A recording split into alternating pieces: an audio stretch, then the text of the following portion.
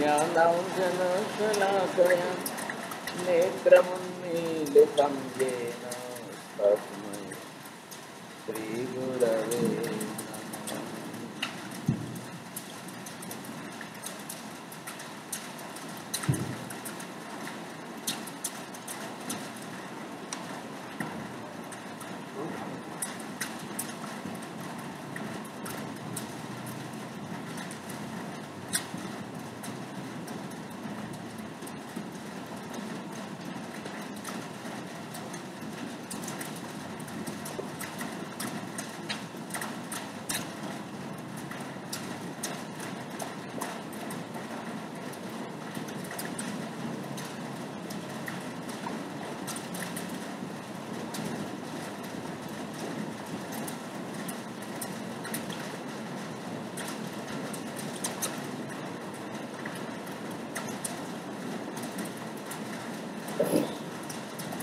संसार की चारों गतियों में पाप कर्म की प्रवृत्ति सर्वत्र उपलब्ध है।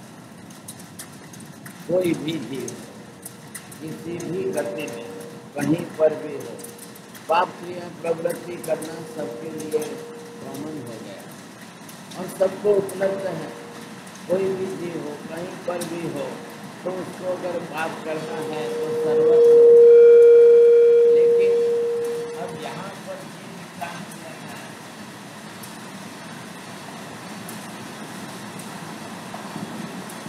मनुष्य की गति में कितने प्रमाण में पाप कर्म उपलब्ध है। इधर आप देखिए, नरक गति है,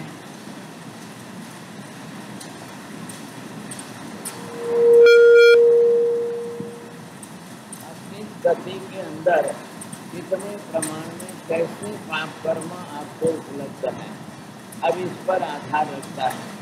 तो स्वाभाविक रूप से ये बताया गया है कि मनुष्य गति में जितने प्रमाण में पाप कर्म उपलब्ध हैं, शायद उतना और किसी गति में नहीं। मतलब मनुष्य जितने प्रमाण में पाप कर सकता है उतने ऐसी गति के अंदर मुख्य रूप से आपको ये लक्ष्य में आ सकता है कि अब कौन सा जीव इस गति में वहाँ कितने प्रमाण में पाप कर्म करता है, कैसे पाप कहाँ करता है। अब इस स्थिति के अंदर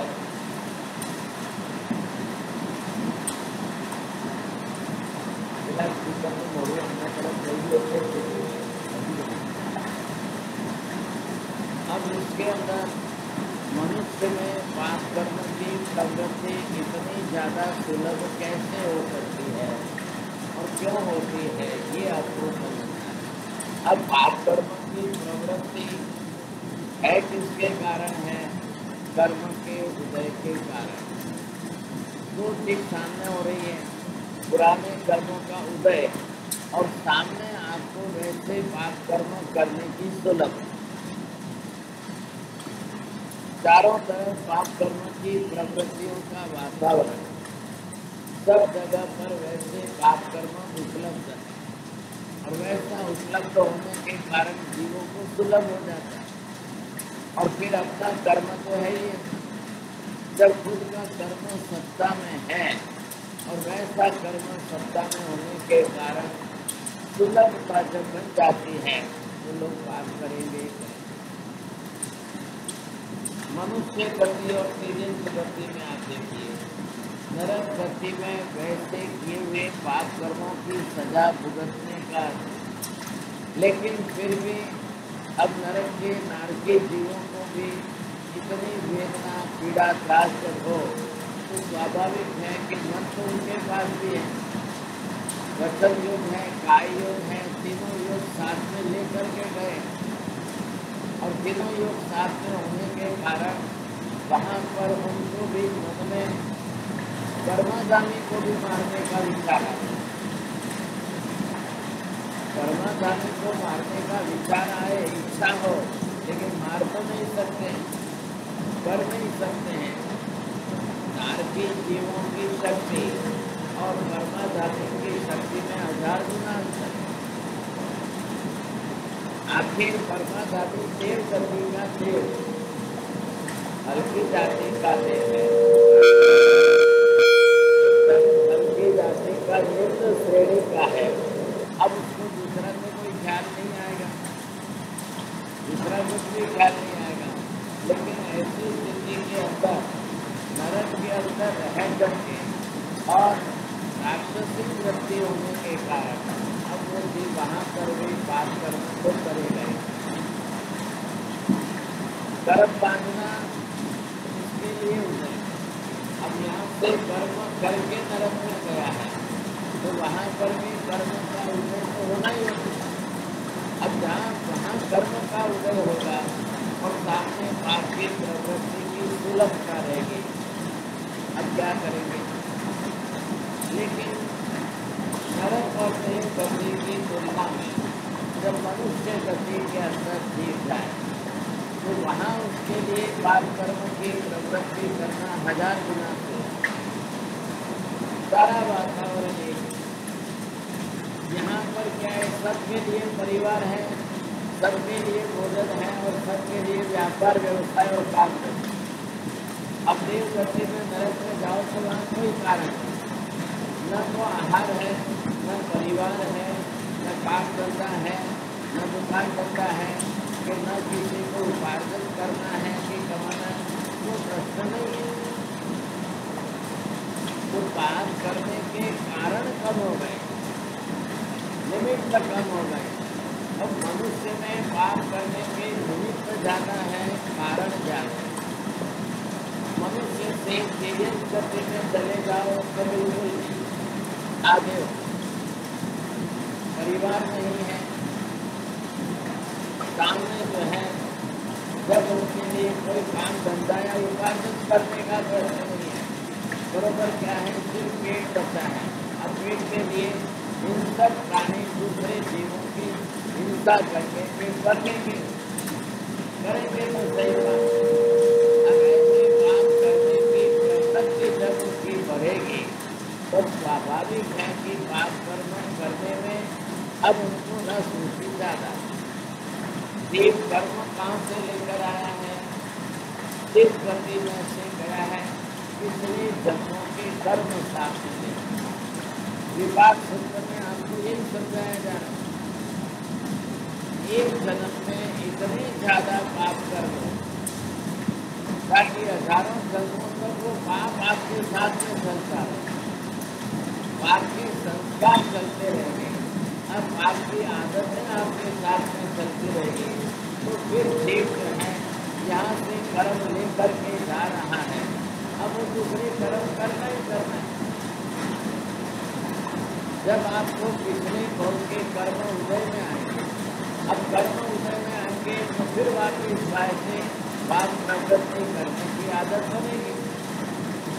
अब उठेंगे कैसे? कर्म का उदय आपको देते हैं। अब ये चीज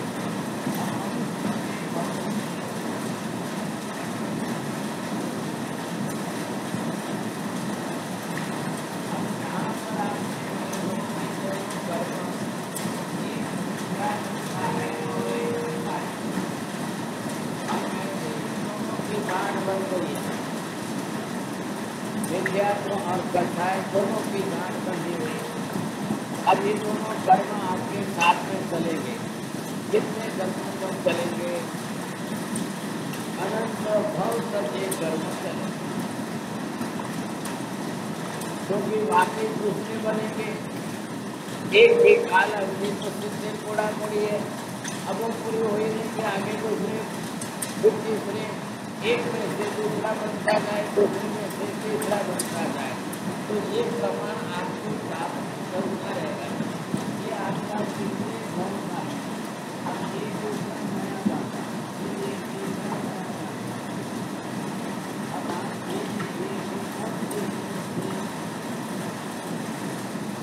अब ये कर्म बांधता ही जाए। मान लीजिए इसका एक पहले का पूरा हुआ, इधर का दूसरा भाग पूरा हुआ, अब इधर का पूरा हुआ। एक एक वर्ष जितना आपका कर्म तय होता है समय पूरा काल अवधि, लेकिन लेकिन आगे नया नया बनता जाएगा। अब जो नया बनता जाएगा वो उसी के साथ मिलता जाएगा। जात किसकी है? विद्यात्व और कसाय, तो कर्म आपका बढ़ता जाएगा।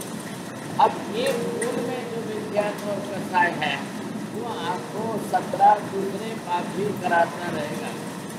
अब उसका काम है रस रुचि लेकर के और दूसरे कर्म भी कराते हैं। अब जीव रुकेगा नहीं। प्राणातिपात का पाप, अब प्राणातिपात का पाप क्यों कर रहा है? वो दूसरों को जीव मानने के लिए तैयार है। तो पहले उसके अंदर विद्यात्व है, अब है ही अंदर विद्यात्व, तो दूसरों को जीव मानने की रस रुचि नहीं है। अब नहीं है रस रुचि तो क्या करेगा? वो अपनी तरफ से पाप प्रवृत्ति करता है। अगर आप सामने वाले को जीव मानते, जैसा मैं जीव हूँ वैसा वो भी जीव, जैसा सुख दुख मुझे होता है वैसा ही सुख दुख उसको भी होता है। अब दोनों को जीव मानकर दोनों के अंदर जीव की रुचि आप समान रूप से रखो, तब तो आपको ख्याल आवे, नहीं तो ख्याल ही नहीं आएगा। तो दूसरे जीव को जीव के रूप में समझो। लोगों की मानसिकता ऐसी है, कोई जीव नहीं। अब धर्म में वैसा सिखा दिया, आप जिस धर्म को मान रहे हो उस धर्म के अंदर ही वैसी बात आ गई। अब वो जीव को जीव मानने के लिए तैयार ही नहीं, तो वो सामने से निषेध करेगा। अब जब सामने से निषेध करेगा और विद्यात्व हमारे अंदर पड़ा और उसने भी सामने से कह दिया कि जीव ही नहीं है। अब सामने वाला जीव नहीं है और सबसे पहले बुद्धि विद्यात्व के अंदर बात को बात मानने की बुद्धि नहीं है। जैसे जीव को जीव नहीं मान रहा है वैसे ही बात को भी बात नहीं मान रहा है। अब वो बात को नहीं मानेगा तो वो सवाल कहाँ करेगा? तीसरे मिथ्यात्व की बुद्धि उनकी है, जीव को या मारने को या बात मानने को अब उसने सुख बुद्धि बना ली। मिथ्यात्व का प्रमाण देखिए, जीव को जीव न मानना, बात को बात ही नहीं मानना और बात करके भी सुख बुद्धि बना के रखना। अब जब वो पाप में सुख की बुद्धि बना के रखेगा तब वो सामने से पाप घटाएगा नहीं और करेगा। सबसे ज्यादा जीव को पाप कौन कराता है? सुख बुद्धि या दुख बुद्धि, सुख प्राप्ति की बुद्धि या दुख निवृत्ति की बुद्धि। सबसे ज्यादा पाप कौन कराता है?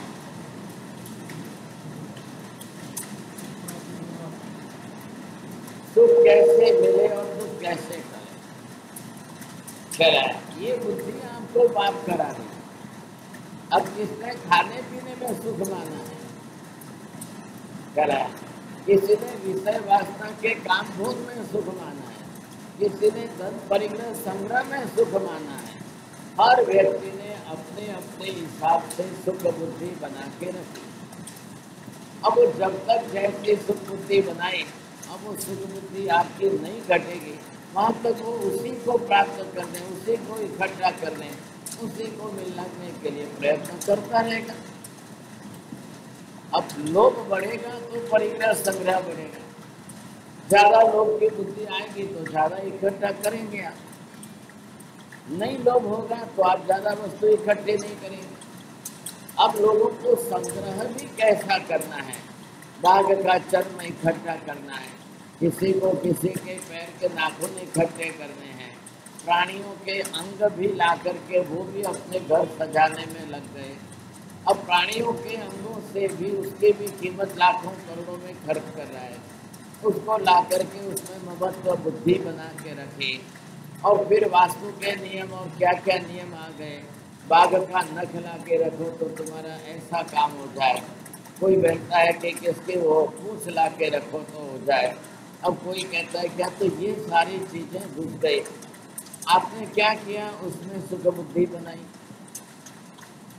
प्राणी के मरे हुए अंग में सुख बुद्धि बनाई और वो सुख बुद्धि लेकर उसके पीछे लाखों रुपए खर्च किए।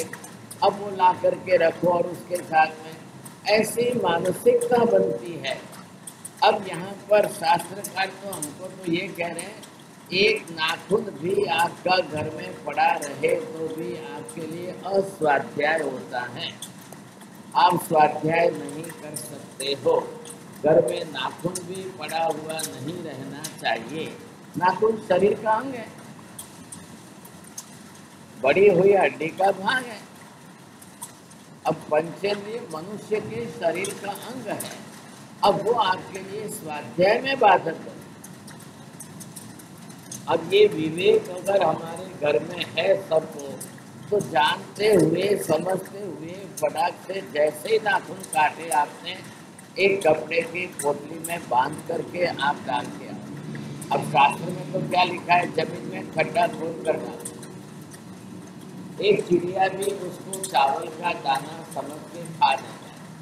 अब बेचारी चिड़िया छोटी है और चावल का दाना समझ के खाने जाएगी, उसके गले में फंसेगा और तड़प तड़प के मरेगी। ऐसी स्थिति के अंदर इतनी छलना, इतना विवेक रख करके आपको नाखून तो काटना ही है। ठीक है, महिलाएं बढ़ा लेगी, बाकी को क्या करना है सबको। महिलाओं के लिए भी नाखून उनके जीवन का एक बहुत बड़ा जो है शोभा का अंग है। अब ऐसी स्थिति के अंदर नाखून जो बड़ा है, अब आपको तो शास्त्र में निषेध किया, भगवान की पूजा करते समय नाखून भी केसर को टच हुआ तो वो केसर भी भगवान की पूजा में काम नहीं आता। हमारे शरीर का स्पर्श न हो, हमारे शरीर के वस्त्रों का भी स्पर्श भगवान की प्रतिमा को नहीं होना चाहिए। हमारा शरीर शुद्ध पवित्र नहीं है और हमारे वस्त्र आदि भी इतने पवित्र नहीं है, तो हमारा नाखून अगर मेडिकल साइंस में तो और भी बात कह रहे, नाखून के अंदर 700 प्रकार के बैक्टीरिया अलग अलग होते हैं, 700 प्रकार। अब कुछ लोगों को आदत होती है कि नाखून चबावे, कुछ नाखून काटे, कुछ नाखून होठ पर लगाते रहेंगे, अब किसी नाखून को थूक लगता रहेगा। अब ऐसी स्थिति के अंदर और बैक्टीरिया की ग्रोथ बढ़ जाएगी। अब वो बैक्टीरिया की ग्रोथ कितने प्रमाण में बढ़ेगी, जब 700 का मेडिकल साइंस में एनालिसिस किया तो और कितने जान के हो सकते हैं, सोचिए समझे। दांतों के अंदर, दांतों के सड़ान के अंदर तो 7000 प्रकार के बैक्टीरिया बताए। मनुष्य के पसीने में 7000 प्रकार के बैक्टीरिया अलग अलग जात के बताए। अब बैक्टीरियाओं की कक्षा भी बहुत बड़ी है, वो भी तो जीव है, 2 इंद्रिय जीव है। अब वैसे 2 इंद्रिय जीव और उनका प्रमाण बढ़ता जाए, अब आप नाखून लगे केसर से पूजा करो तो क्या करना। जैसे खाने पीने की चीज झूठी होती है और वो दूसरे नहीं खा सकते हैं, वैसे नाखून के स्पर्श से भी आपका केसर अशुद्ध होता है और फिर भगवान को पूजा कैसे करनी। ये सारे प्रश्न छोड़े गए। अब नाखून के शरीर का अंग जो बढ़ा और आप काट करके फेंको, और विवेकी श्रावक घर में है तो ऐसे ही काट करके बाहर रास्ते में आपने गैलरी में और कहीं छज्जे पर गिर गए, फिर बेचारी चिड़िया आकर के खाए, दूसरे प्राणी आकर के, तो ये भी जो है नुकसान का है। अभी आपने नाखून काट कर रखे तो चींटी आकर के खींच के ले जाती, कीड़ी पण आવીને एक एक टुकड़ो ખેંચીને લઈ જાય, એને શરીરનું અંગ લાગે છે। अब नाखून आखिर है क्या है, बड़े हुए कैल्शियम का। अब जिस तरह से कैल्शियम जो बढ़ा है, तो कैल्शियम के पोर्शन में आपको ये समझना है वस्तु, अब उसके कारण वो दूसरे जीवों का आहार बन जाता है। तो यहाँ पर जिन बातों का जैना धर्म, प्रत्येक जैना के अंदर जीव रक्षा का है, और जीव रक्षा के लिए जो जैना है तो उसके पहले आपको जीव क्या होता है ये समझाया गया। पहले जीव किसको कहते हैं, किस किस प्रकार के जीव होते हैं, कैसे कैसे प्रकार के जीव होते हैं, ये आप पहले एक इंद्रिया, दो इंद्रिया, तीन इंद्रिया, चौर इंद्रिया, पंचेंद्रिया, सारे जीवों का अभ्यास करके समझ। अब इधर भगवान केवली प्रभु क्या कह रहे हैं, आत्मा सबकी एक जैसी एक शरीर की है, कर्म सबका अलग अलग। तो कर्म अलग है तो शरीर अलग बनेगा। शरीर तो कर्म के हिसाब से बन रहा है और बनाने वाली तो आत्मा ही है, सब जीव ही। आत्मा में फर्क नहीं है। महावीर स्वामी की आत्मा और हमारी आत्मा एक शरीर। आप मंदिर में दर्शन करने जाते हो तो भगवान के दर्शन के पीछे का, भगवान की पूजा के पीछे का हेतु यही। क्यों करते हो भगवान की पूजा? हम भगवान के सामने जाकर के यही कहते हैं, भगवान તમે મારા જેવા છો, હું તમારા જેવો, તમે મારી જાતના છો, હું તમારી જાતનો, જેવો આત્મા તમારો છે એવો જ આત્મા મારો। આત્મા સ્વરૂપમાં ફરક નથી, અંતર નથી। आत्मा में कोई भेद नहीं है, सबकी आत्मा एक समान, एक जैसे, एक शरीर। अब कर्म मेरे अलग हैं, आपने कर्म क्षय कर दिए और मैं तो अभी नए कर्म बांध रहा हूँ। सवाल ये है, आपने तो कर्म ही क्षय कर दिए और मैं तो अभी भी नए कर्म बांध रहा हूँ, तो मैं क्यों आपके पास आ रहा हूँ? आपको कर्म क्षय करते देखकर मेरे में कर्म क्षय करने के भाव, आपको कर्म रहित देखकर मुझे भी कर्म रहित बनने के भाव जगे। आपके गुणों को प्रकट हुए देखकर मुझे भी मेरे गुणों का स्मरण हो, मुझे भी मेरे गुणों को प्रकट करने का एक भाव जगे, समझे। ऐसे हेतु है, वो सब इसके अंदर भरे हैं। ये सब चीजें देवचंद्र जी महाराज ने 24 स्तवनों में लिखी है। देवचंद्र जी महाराज 300 साढ़े 300 साल पहले हुए। इधर आनंद घन जी हुए थे और आनंद घन जी ने भी ये बातें भगवान के स्तवनों में लिखी। आनंद घन जी का काल धर्म हुआ, उसके बाद देवचंद्र जी महाराज जन्मे। आपको आश्चर्य लगेगा, 10 बरस की उम्र में दीक्षा ली। 10 वर्ष लो सोनो कतरो नैन को वैन और आपको कोई समझ है। और वो 10 वर्ष का बच्चा राजस्थान में बीकानेर के बाजू वहाँ पर, और वो बच्चा दीक्षा लेता है। अब गुरु महाराज ने भी पढ़ा लिखा करके कितना विद्वान होशियार बनाया था। 21 वर्ष की उम्र में शास्त्रों की रचना कर ग्रंथ लिख रहे। अब ऐसी कक्षा में वो अपने जीवन के अंदर कितने ग्रंथ पुस्तक लिखते जाए। साधु जीवन है, विहार करना है, तब तपस्या भी करनी है, उपदेश भी देना है, व्याख्यान भी देना है, एक नगर से दूसरे नगर जाकर चौमासे करने हैं, और इन सब के बीच में वो शास्त्र और ग्रंथों की रचना कर। उन्होंने 24 भगवान के 24 स्तवन लिखे हैं और विहरमान तीर्थंकर भगवंतों के 20 स्तवन लिखे हैं। उनके स्तवनों में रहस्य काफी है, उनके स्तवन जो है काफी गहन है, उनके स्तवनों के अंदर इतनी गहराई है कि और शब्दों को हम समझ नहीं पा रहे। और उन्होंने स्तवनों के अंदर पदार्थ विज्ञान भर दिया, आत्मा का तत्व ज्ञान भर दिया, आध्यात्मिक सिद्धांत उसमें भर दिए, वेद ज्ञान की बातें भर दी। अब इनका अभ्यास अगर आपको पहले से हो तो ये स्तवन आपको समझ में आए। अगले सप्ताह से मैं भी इस देवचंद्र 24 के क्लासें चालू करने जा रहा हूँ। उनके स्तवनों का तत्वार्थ, भावार्थ और रहस्यार्थ वो खोलने का प्रयास कर। विदेशी लोगों का आग्रह है, प्रदेश में जो जैन लोग हैं उनका आग्रह है कि हमको समझना है, आप समझाइए। तो खाली एक जस्ट इन्फॉर्मेशन आपको एक जानकारी दे रहा हूँ कि भाई शुरू तो हो रही है क्लासें, अब विदेश के लोग सीखेंगे समझेंगे तो आप लोग भी यहाँ पर पढ़िए।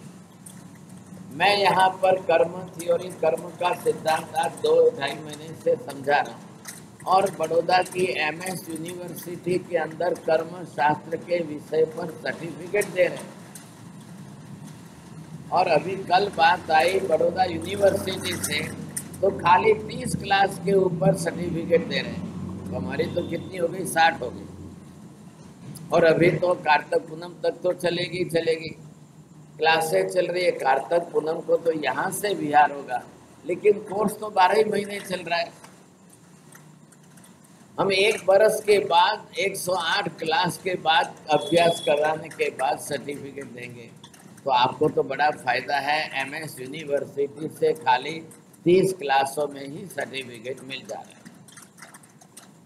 तो जिनको अभ्यास करना है, अब कर्म शास्त्र का अभ्यास होगा, बरोबर एग्जाम होगी, तब तो सर्टिफिकेट मिलेगा, प्रमाण पत्र है। तो आप तो सौभाग्यशाली हो, परम पुण्यशाली के आपको तो फ्री में सब यहाँ बैठे आराम से मिले। पहले कह रहा हूँ, अभ्यास का लक्ष्य बनाइए, अभ्यास करने का हेतु और भाव बनाइए। आप खाली उपदेशात्मक बातें सुन लोगे तो अभ्यास नहीं होगा, और एक पद्धति से क्रमशः सीखते हुए अभ्यास करोगे तो ही आएगा। इसलिए मैं बार बार आग्रह करता हूँ, कॉपी पेन लेकर बैठ कर के लिखिए। ये लिखा हुआ वापस घर में जा कर के थोड़ा विस्तार करके समझने की कोशिश करिए। स्वाध्याय करेंगे तो थोड़ा दोबारा याद होगा। अब वहाँ से अमेरिका से एक बहन प्रश्न पत्र बना करके भेजती है और सब लोग परीक्षा दे रहे हैं। अभ्यास किसको बोलते हैं? आपने सुन लिया, निकल गए, कान से निकाल दिया, तो फिर अभ्यास नहीं होगा। सुन करके वापस आपने उसको नहीं पढ़ा, अभ्यास नहीं किया, तो भी नहीं होगा। अब आजकल तो यूट्यूब पर फैसिलिटी है, एक बार नहीं 10 बार खोल के सुन लो, उसमें सब आपको जो है आपको बरोबर रिकॉर्डिंग रहता है, तो बार बार करो। प्राथमिक अभ्यास तो चाहिए, पायाभूत ज्ञान જેને કહીએ છીએ, प्राथमिक अभ्यास नहीं हो तो આગળનું પણ કંઈ નહીં સમજાય। કોઈ બડા મોટા આચાર્ય ભગવંત આવશે, કોઈ જ્યારે આવી કર્મની વાતો કરશે અને એ પણ પ્રકૃતિઓ સમજાવીને ગણાવશે કરશે, ત્યારે તમને પછી કંઈ નહીં આવે। तो पहले से अगर आपका प्राथमिक अभ्यास तैयार है, बेसिक आपको ख्याल है, तो आप आगे जा कर के समझ। मैं अभी यहाँ पर आपको क्या समझा रहा हूँ, कई गतिમાં क्या આગળ પાપ કેટલું વધારે થાય, કેટલું ઓછું થાય। पाप करके कर्म बांध करके जीव दूसरी गति में जाएगा, संस्कार तो साथ में लेके जा रहे हैं। अब जीव यहाँ से जो है, कल मनुष्य गति में से कोई नरक में गया, कल मनुष्य गति में से कोई देव गति में गया, अब कोई तेजस में गए, या फिर वापस मनुष्य गति में आए। अब वो यहाँ पर है तो उसके पास में मिथ्यात्व और कसाय मोहनीय साथ। सब पाप कराने वाला कौन है? आपको दूसरे सभी पाप कराने की जड़ जो है वो मिथ्यात्व और मोहनी, कसाय मोहनीय में। अब कसाय मोहनीय में अनंतानुबंधी कसाय है, उसकी पकड़ है। अभी मैंने 3 बात आपको बताई थी, न तो जीव मानना, न पाप को पाप मानना, और इससे भी बड़ा क्या है, पाप में सुख बुद्धि मानना। ये मिथ्यात्व के पहले लक्षण। अब तीनों बात हमारे में है कि नहीं, पहले ये देखो, एक एक बात को देखो। आप जीव को जीव मानने को तैयार है कि नहीं, पहले ये समझो। हम क्यों खमत खामना की? अभी आपने संवत्सरी किया, खामेमि सव्व जीवे, तो आपने क्यों बोला सव्वे जीवा खमंतो में? तो पहले आपने सबको मैं जीव मान रहा हूँ, सबके अंदर वो जीवत्व भाव मेरा साथ में जुड़ा हुआ है, ख्याल आया कि नहीं? तो ये सबको जीव मानना, ये पहला सम्यक दर्शन का लक्षण है। नंबर 2, पाप को पाप मानना, ये सम्यक्त्व का लक्षण है। 18 जात बता दी आपको, 12वें अभ्यास, 13वें अभ्याख्यान, 14वें पैशून्य। चाहे कुछ भी हो, चाहे पर परिवाद हो, चाहे माया मृषावाद हो, ये 18 पाप की जात है। एक एक उसमें से स्पष्ट करके बिल्कुल पाप पाप ही है, इतना स्वीकारना शुरू कर लो। और तीसरे नंबर पर आपकी बात आ गई, पाप में सुख बुद्धि भूल से भी मत बना। પાપ કરવાથી દુઃખ જ આવવાનું છે, પાપ કરવાથી અશુભ કર્મ જ બંધાશે, પાપ કર્મના ઉદયથી જીવનમાં दुख જ આવે છે। अब इसमें आप कोई इधर उधर करो ही मत, फिक्स बात होगी, केवल की बात है। अब ऐसे सारे पॉइंट्स आप लिख करके तैयार कर लो और फिर अपनी जात परीक्षा कर लो, आपको स्पष्ट लगेगा मैं मिथ्यात्व की तरफ हूँ कि सम्यक दर्शन की तरफ हूँ। क्यों सुनते हो व्याख्यान? इतने वर्षों से आप व्याख्यान सुनते आ रहे हो। अगर इतने वर्षों के व्याख्यान सुनने के बाद भी आपको सम्यक दर्शन न हो तो व्याख्यान वगैरह सब आपके लिए निरर्थक हो गया। व्याख्यान प्रभावना के लिए नहीं है, प्रभावना व्याख्यान के साथ अनिवार्य कोई संबंध नहीं है। प्रभावना के अंदर सीधा है पर की भावना बढ़ा, पर पराया जो कौन है, अब एक बार 2 बार 10 बार आकर के वो सुन ले समझ ले और उसकी रुचि बन जाए, उसके लिए काम करे। कच्छनी अंदर एक मुसलमान रमजान भाई, कच्छ की बात करो, मुसलमान है रमजान भाई, ठीक है, कॉलेज के पढ़े लिखे हैं। अब साधु महाराज के सत्संग में आए और समझते समझते समझते जैन धर्म समझने लगे। अब सीखने की इच्छा हुई, उन्होंने आनंदगंज जी के 24 स्तवनों के बारे में पढ़ाई की और अंदर से सारे रहस्य खोल के समझ गए। अब आज ये नौबत आ गई कि रमजान भाई आनंदगंज जी की 24 के स्तवनों पर लेक्चर देकर लोगों को सिखा रहे हैं, उनके क्लासेस चल रहे हैं। अब हम आनंदगंज जी के स्तवन को उनके पास पढ़ करके सीखेंगे, ये नौबत आ गई। कल यहाँ से ज्ञान परदेश जाएगा, परदेश के लोग वहाँ से यहाँ आकर के आपको समझाएंगे, फिर क्या होगा राजू भाई? अभी न्यू जर्सी से, अमेरिका से, न्यूयॉर्क से कह रहे कि हमारे वहाँ के बच्चों की पाठशाला की कंपटीशन आप मलाड के, मुंबई के बच्चों की पाठशाला के साथ रखें, वो कह रहे हैं वहाँ से। अब वो कैसे भाई ऑनलाइन रखो, अब जूम के ऊपर एक बड़े टीवी के ऊपर उनको सबको साथ में दिखाएंगे, आप सब साथ में बैठेंगे, कंपटीशन रखो। अब ऐसा कोई आयोजन, अब उनमें कोई प्रभावना तो सवाल नहीं है, वो लोग भी वहाँ इनाम दे रहे हैं। अब वो कह रहे हैं कि न्यू जर्सी के अंदर हमने बच्चों को कितने तैयार किए, कितने बच्चे वहाँ अतिचार बोलने को तैयार, 12 बरस के लड़के, 12 बरस के लड़के, 10 बरस के लड़के, 15 बरस के लड़के लड़कियां, कितने जो है अतिचार बोलने को तैयार है, कितने सूत्र अर्थ उन सब के लिए आप विचार कर दो। कोई स्वामी वात्सल्य पूजा पूजन तो घड़ा दे, खाली मलाड के अंदर की पाठशाला इकट्ठी कर लो तो 50, 60, 70 पाठशाला हो जाएगी। अब 50 पाठशाला में से आप खाली 5-5 बच्चों को लाओ, 5-5, जिनके जितने लेवल के जो सूत्र हैं, और वो लेवल के सूत्रों वाले को लाकर इकट्ठा करके न्यू जर्सी में आप उनको बोलो पहले से तारीख वार दे दो, समय दे दो, क्या लाएगा, उस हिसाब से आप जो है कंपटीशन रखो। वो क्या कह रहे हैं, भारत के अंदर तो साधु साध्वी जी उपलब्ध हैं और कई शिक्षक शिक्षिकाएं पढ़ा रहे हैं, उनके वहाँ तो शनि रवि के सिवाय तो चल नहीं सकती, वहाँ कोई शिक्षक शिक्षिका नहीं है, वहाँ जो भाई बहन हैं वही लोग पढ़ाते हैं, मेहनत करते हैं। एक सुनील भाई और नीता बहन दोनों चार्टर्ड अकाउंटेंट सीए है, उनका जॉब है, लेकिन वो टाइम निकाल करके बच्चों को शाम को पढ़ाते, खाली शनि रवि के सिवाय नहीं। भारत में आपको सुविधा है कि बाजू के घर में से लड़का आ सकता है, ये बिल्डिंग में से आवे इस बिल्डिंग, वहाँ बच्चों को पाठशाला में आना है तो किसी को 50 किलोमीटर की ड्राइविंग है, किसी को 60 किलोमीटर की, किसी को 100 किलोमीटर। माँ बाप उनको रखने आवे, रख करके पढ़ाई करा के लेके जाए। आपको तो कितनी फैसिलिटी है, कितनी सुविधा है, सोचो आप। फिर भी हमारे यहाँ पाठशाला के अंदर बहुत दयनीय स्थिति है। सबसे पहले तो आपको पाठशाला की शिक्षिका बहन का सम्मान बढ़ाइए, इतने बुजुर्ग इतने वर्षों से पढ़ाई करा रहे हैं, तो 5-6 हजार के पगार में तो बहुत शर्म आती है, बहुत शर्म आती है। झाड़ू का निकालने वाला 10,000 से कम नहीं लेता। पाठशाला का फंड तो होता ही है, हर साल होता है।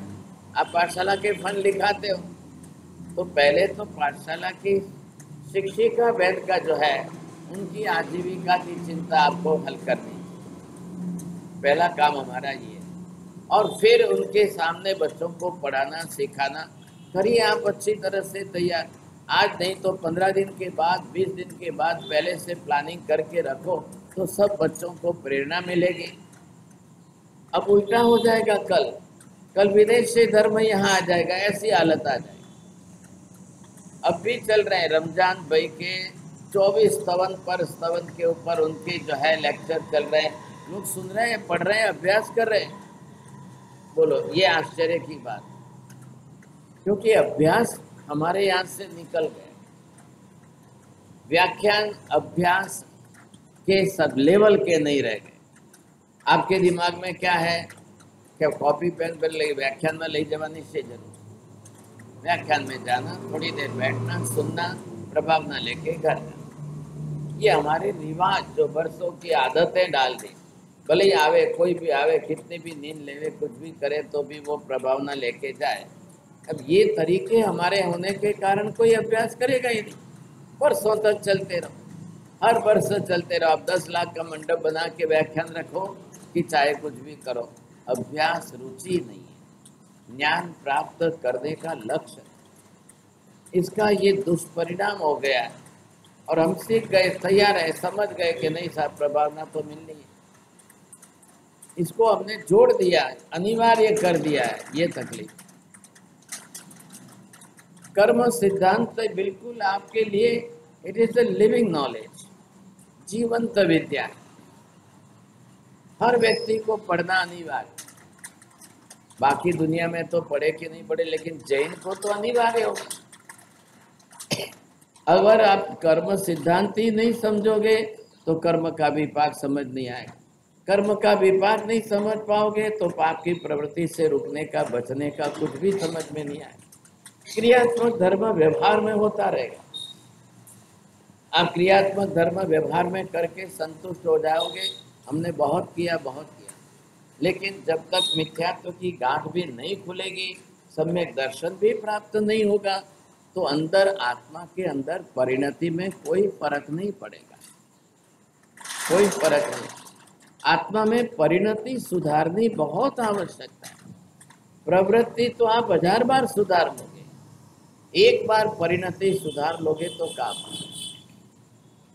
लेकिन ज्ञानात्मक धर्म होना चाहिए, खाली क्रियात्मक धर्म होने से परिणाम नहीं आता। 100 में से 90% लोग क्रियात्मक धर्म करके राजी हो जाएंगे, लेकिन अंदर जब ज्ञान नहीं बढ़ता है तब तकलीफ होती है। मम्मी आकर व्याख्यान सुनकर चली जाए, घर में बैठा जब पूछे आलू प्याज नहीं खाना, क्यों नहीं खाना, तो महाराज ना क्यों नहीं खाना, बस। अब इसके सिवाय उत्तर नहीं आता। 2 बार 4 बार पूछने जाए तो आप भाषा बदल जाती, आप बदल मारो, माँ तो कोई खाए, ये भाषा बदल। आपको आपके बेटे को भी समझाना आना चाहिए। अब बेटा जब बड़ा होने लग जाए तो बड़ा होते होते उसके अंदर भी जो है थोड़ी बहुत तो बुद्धि की समझ बढ़ेगी। साथ तो पूछेगा तो सही, जब पूछेगा और आपको उत्तर देना नहीं आएगा तो फिर वो नहीं मानेगा, फिर वो बाहर जाके खाएगा, फिर घर में आग्रह करेगा, खाएगा। आपको उसको ज्ञान देना तो आना चाहिए, क्यों नहीं देना आना चाहिए? ज्ञान देने में आपको कहाँ कमी है, लेकिन आपकी समझ नहीं है। कितनी शर्म की बात है। जो माँ बाप रोज व्याख्यान में जाए उनको समझना है, वो अपने बेटे को भी समझा न सके, पोते को भी न समझा सके, ऐसा नहीं होना। 4 गतियों के अंदर अब कौन सी गति पाप करने की गति है, कौन सी गति किए हुए पाप की सजा भुगतने की गति, किस गति में कितने प्रमाण में पाप बढ़ता है, किस गति में से पाप करके ज्यादा कर्म बांध के जीव दूसरी गति में साथ में लेके जाता है। वहां जाकर वो कितने पाप करेगा, कितने पाप नहीं करेगा। देव गति बहुत अच्छी गति है, वहां पर पाप करने की इतनी कोई आवश्यकता नहीं है। ऐसी गति इसलिए अच्छी है, अभी हमने कारण देखे कि परिवार नहीं है, आजीविका नहीं है, व्यापार व्यवसाय नहीं है, काम धंधा नहीं है और इस प्रकार के संबंध नहीं है वहां पर, तो आपको पाप करने की कोई आवश्यकता नहीं है।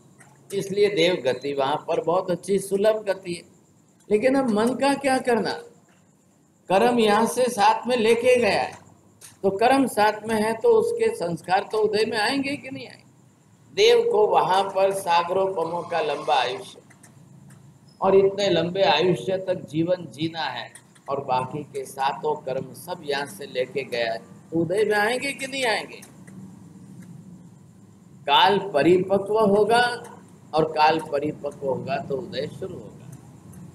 अब उदय में वहां पर आने के बाद मन से मानसिक पाप, वचन योग से वाचिक पाप, काय योग से कायिक पाप। अब देवता को वहां जितनी ज्यादा जीव हिंसा नहीं करनी है, जितना ज्यादा झूठ नहीं बोलना है, उससे ज्यादा 10 गुना उसको वहां क्रोध, मान, माया, लोभ, राग द्वेष तो करने ही करने। अब वहां पर भी उनको स्वभावगत पाप ज्यादा कर। पहले 5 पाप में से खाली 3 पाप का प्रमाण कम, और 3 में भी सबसे ज्यादा जीव हिंसा का पाप देव गति में कम है, बाकी 17 ही पाप सब। कोई देवी देवता झूठ नहीं बोलेंगे, पहले बोलेंगे। कोई देवी देवता चोरी नहीं करते हैं, करते हैं सब। एक दूसरे की अप्सरा भी चोरी करके उठा के लेके चले जाते हैं, अपहरण होता है वहां पर भी। मैथुन सेवन भी देव गति के अंदर होता है। परिग्रह तो दुनिया भर का इकट्ठा किया है। एक चप्पल बूट के अंदर 10 लाख का हीरा है, तो उनका मोह परिग्रह कितना बढ़ गया। छठे क्रोध, अब देवी देवताओं को भी क्रोध का सहाय करना है। 7वें मान, मान अहंकार दुनिया भर का है। 8वें माया, माया भी वहां पर कपट बहुत है। 10वें लोभ के अंदर तो हमारे से 1000 गुना ज्यादा लोभ उनको है।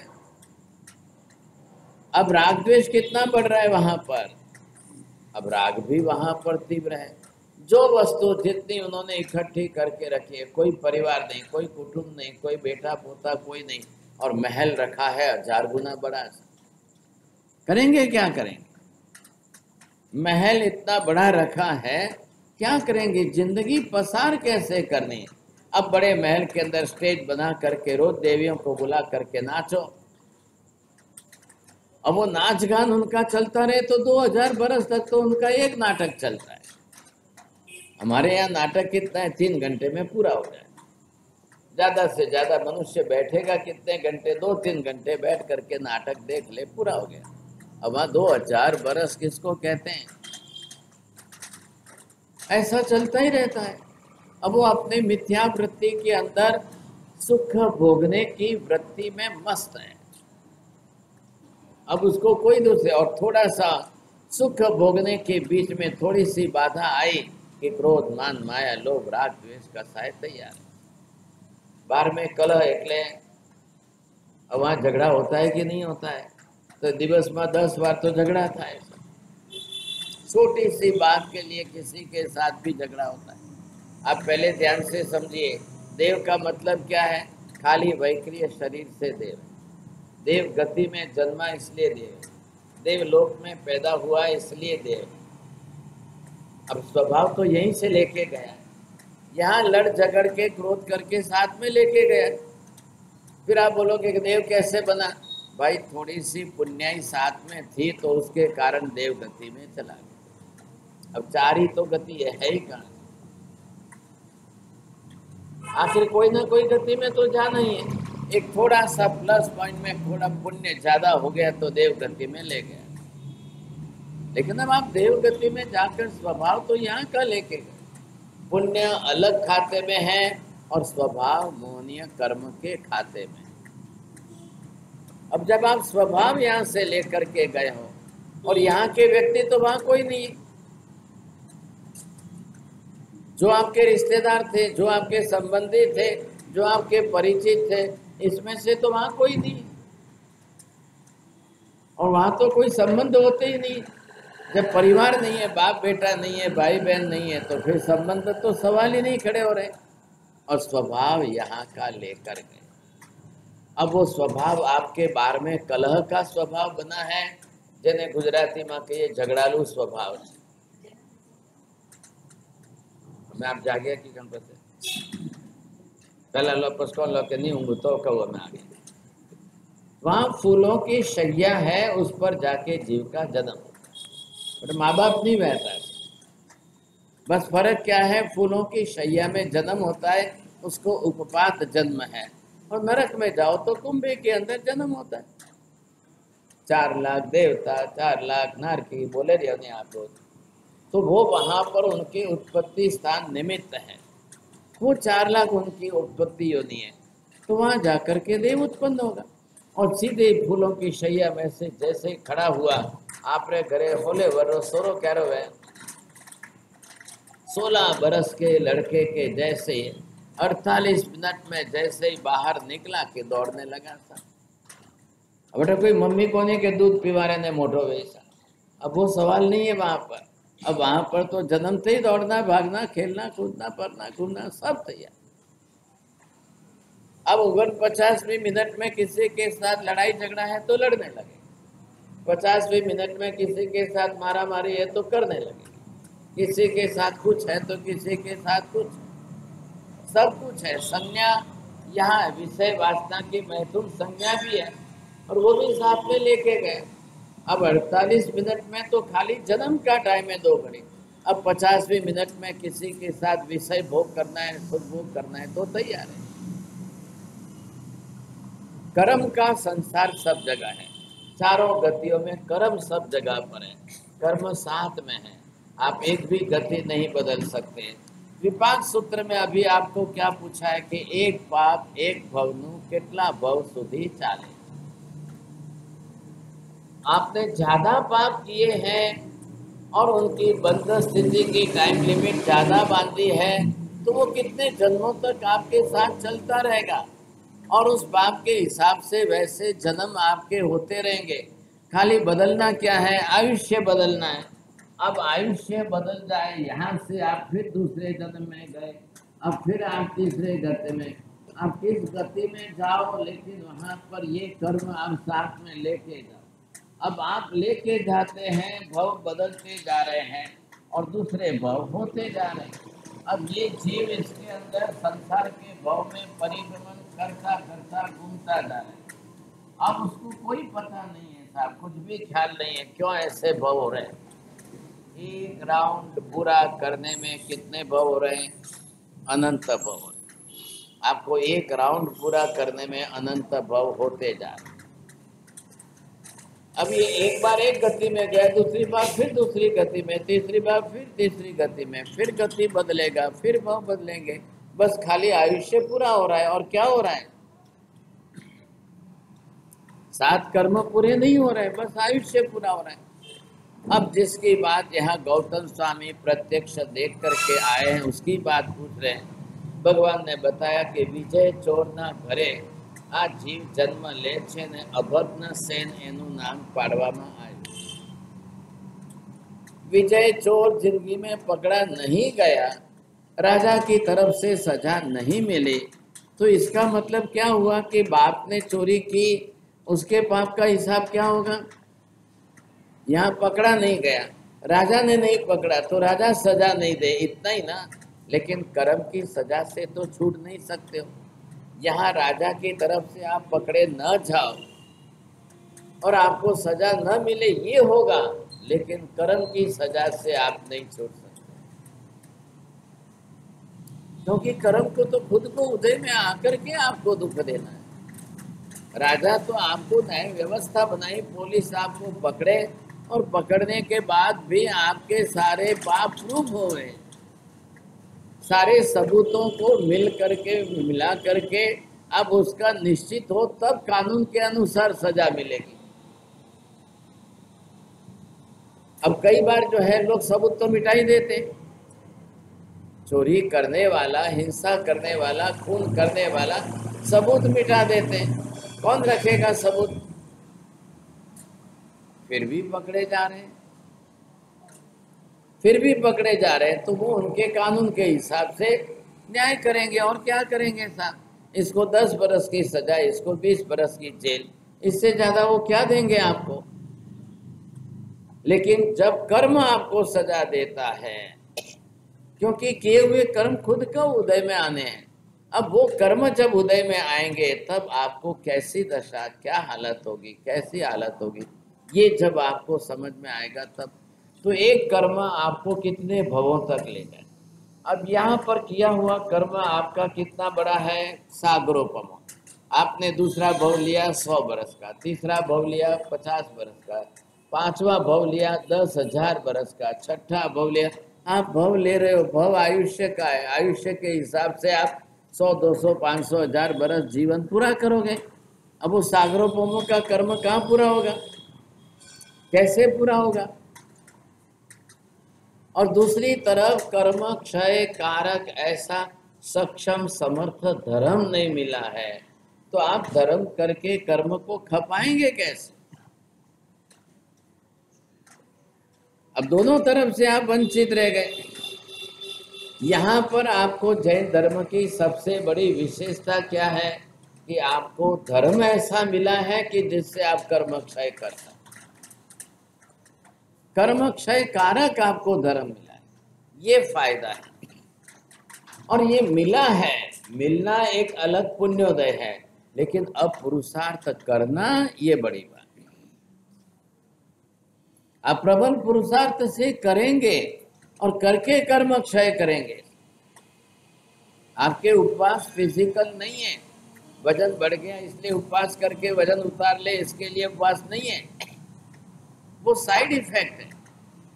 उपवास आत्मा के लिए है, आत्मा ही करती है, शरीर नहीं करता है। शरीर के साधन सहयोग से कर रहे हैं, करता तो आत्मा कोई,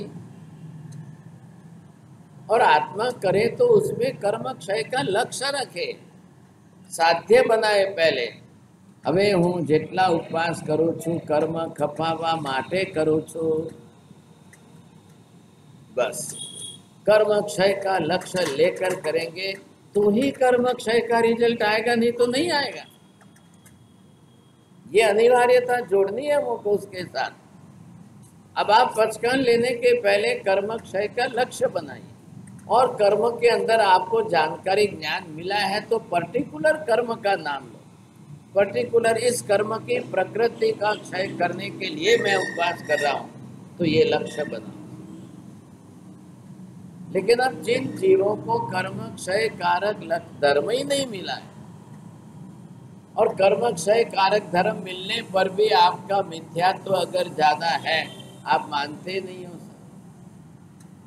आप मानते कोई तैयार नहीं हो कोई ऐसा धर्म कि जिससे कर्म का क्षय हो, ये भी आपकी बुद्धि नहीं है, तो फिर मिलने पर भी फायदा नहीं हो, मिलने पर भी फायदा नहीं।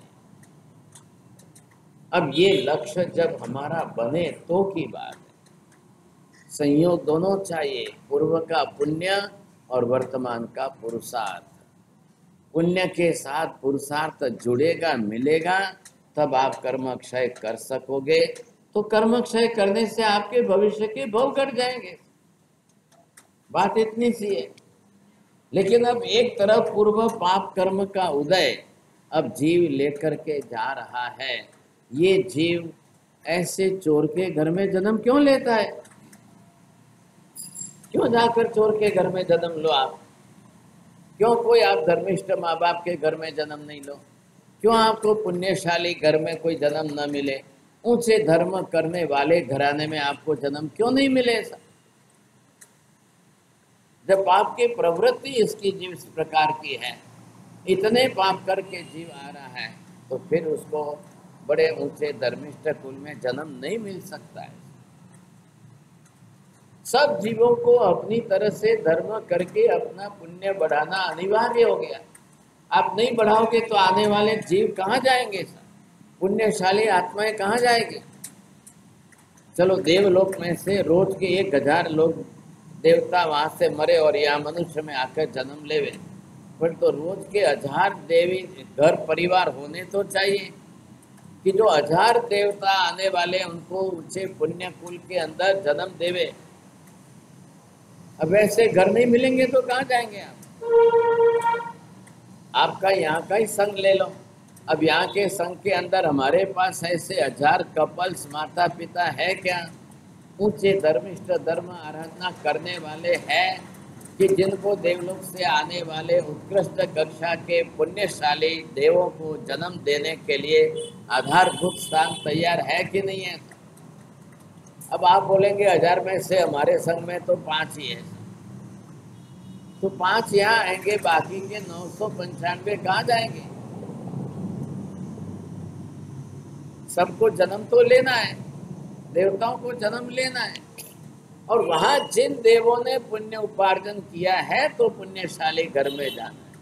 अब देवता देवलोक में भी पाप प्रवृत्ति करके वहां भी पाप कर्म बांधे तो उनके लिए पाप करने वाले माता पिता तैयार है। आज भी पूरी दुनिया के अंदर आप ढूंढने जाओ कितने 8.25 अरब की आबादी है, और 8.25 अरब की आबादी के अंदर धर्मिष्ठ कुल कितने मिलेंगे? 1% गणो तो કેટલા થાય? 8.25 करोड़ થઈ જાય। अब 8.25 करोड़ में जैनोनी वस्ती जे छे मान जे छे 1.25 करोड़ नहीं, अर्धा करोड़ नहीं, 54 लाख ની વસ્તી જૈનોની टोटल वस्ती बतावे तो भी 1% गणिए तो 8.25 करोड़ लोगों जाए क्या जन्म लेवा? किसको पुण्य प्रधान धर्म कुटुंब परिवार मिला? किसको है? कितने लोगों को मिला है?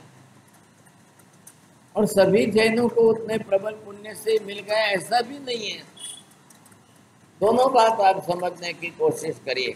इसलिए ये फिगर समझ करके प्रत्येक जैन को अपना परिवार कर्म क्षय कारक धर्म की आराधना करने वाला बनाना अनिवार्य। पुण्य उपार्जन करने वाला परिवार हमको बनाना अनिवार्य हो गया। हमारे घर में जैनों के घर में इतने बेटे बेटी होने अनिवार्य हो गए।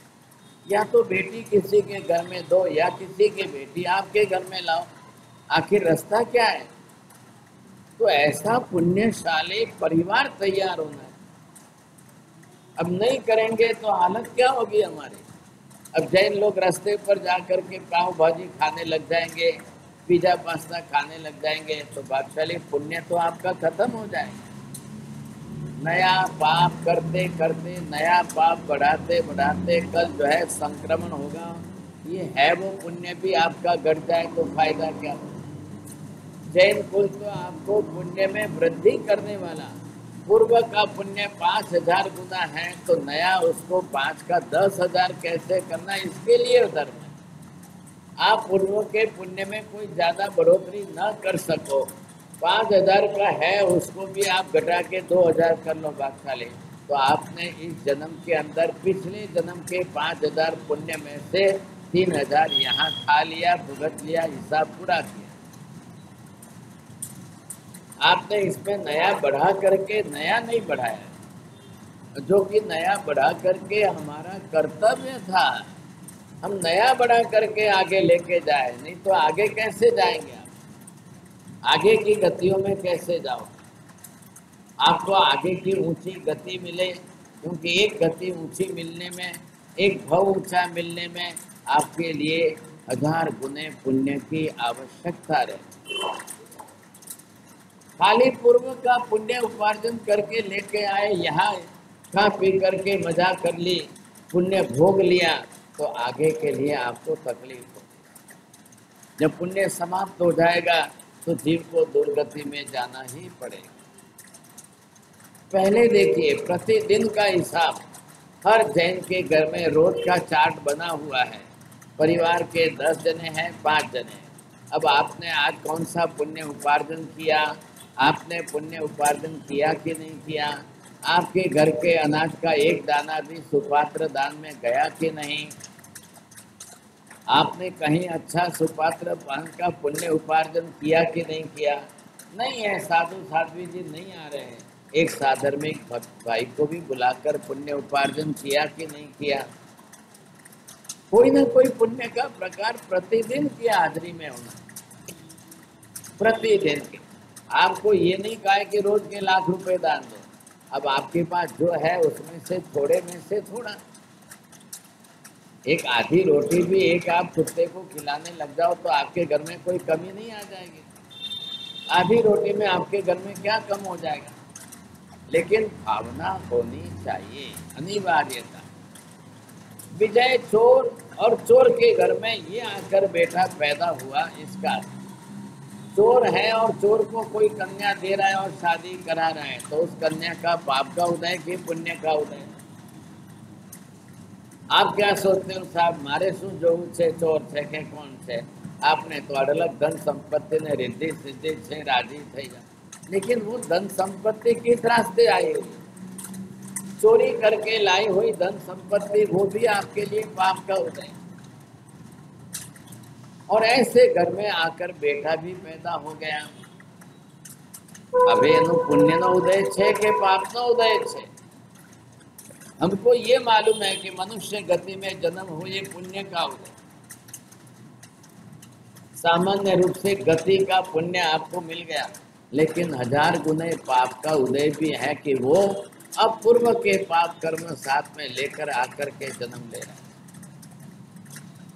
अब ये कुल वंश किसका है? तो के चोर का है। कौन है? तो के विजय चोर है। उसके साथ में शब्द नाम जुड़ गया है। यह शास्त्र में विपाक सूत्र में लिखा है।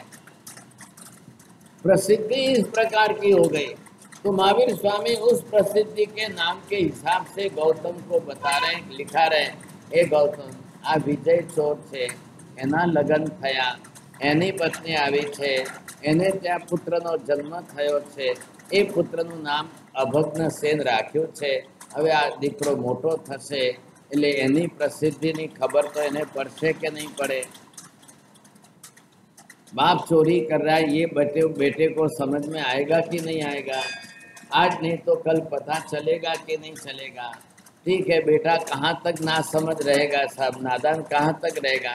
5-10 साल तक नादान रह जाएगा, फिर बाद में धीरे धीरे सब समझ में आता है तो वो भी चोरी करने के संस्कार ही लेगा। जाते मेहनत करीने लोहीનું પાણી કરીને પરસેવો પાડીને પૈસો કમાવાની વૃત્તિ નથી।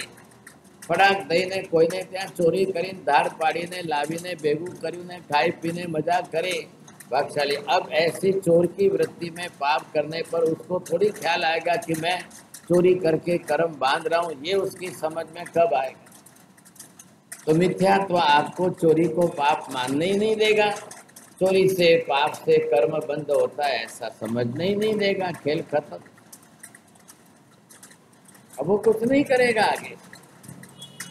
अब ये बड़ा हो रहा है, पूर्व के संस्कार, बाप के घर के संस्कार, पूर्व के कर्मों का उदय, सामने नया वातावरण जिस प्रकार का देख करके अब घर का बेटा किस रास्ते कैसा जा रहा है और ये राजा के सैनिकों की पकड़ में आ जाए, ये पकड़ में आकर के फिर पाप की प्रवृत्ति कितनी बढ़ाता है और इसका परिणाम इसको कैसा भुगतना पड़ता है, इसका वृत्तांत हम फिर कल आगे समझेंगे। भाग्यशालियों।